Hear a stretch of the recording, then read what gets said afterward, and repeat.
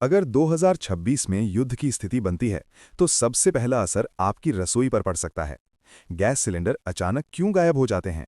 क्या सच में युद्ध इसकी वजह बन सकता है? आइए समझते हैं असली कारण। भारत जैसे देश में एलपीजी गैस हर घर की जरूरत है, लेकिन जब अंतर्राष्ट्रीय स्तर पर तनाव या युद्ध होता है तो इसका सीधा असर गैस सप्लाई पर पड़ता है। 1. आयात पर निर्भरता। भारत अपनी जरूरत का लगभग 60% से ज्यादा एलपीजी बाहर से मंगाता है। अगर युद्ध मिडिल ईस्ट जैसे तेल उत्पादक देशों में हो तो सप्लाई रुक सकती है।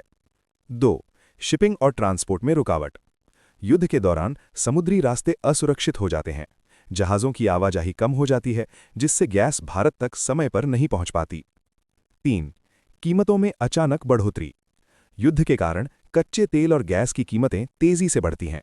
इससे सरकार पर दबाव बढ़ता है और सप्लाई सीमित करनी पड़ सकती है। 4.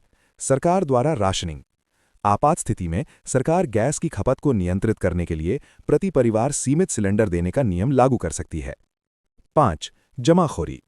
जब लोगों को कमी का डर होता है तो कुछ लोग ज्यादा सिलेंडर जमा करने लगते हैं। इससे बाजार में कृत्रिम कमी पैदा हो जाती है। 6. रिफाइनरी और सप्लाई चेन पर असर। अगर युद्ध बड़े स्तर पर होता है तो तेल रिफाइनरी और सप्लाई चेन भी प्रभावित हो सकती है, जिससे गैस उत्पादन और वितरण धीमा पड़ जाता है। इसलिए 2026 में अगर युद्ध होता है तो गैस सिलेंडर की कमी सिर्फ एक अफवाह नहीं बल्कि एक वास्तविक संभावना हो सकती है। लेकिन घबराने की जरूरत नहीं है। सरकार आम जनता की जरूरतों को ध्यान में रखकर कदम उठाती है। सवाल ये नहीं है कि गैस क्यों नहीं मिल रही, सवाल ये है कि क्या हम इसके पीछे की सच्चाई समझ पा रहे हैं।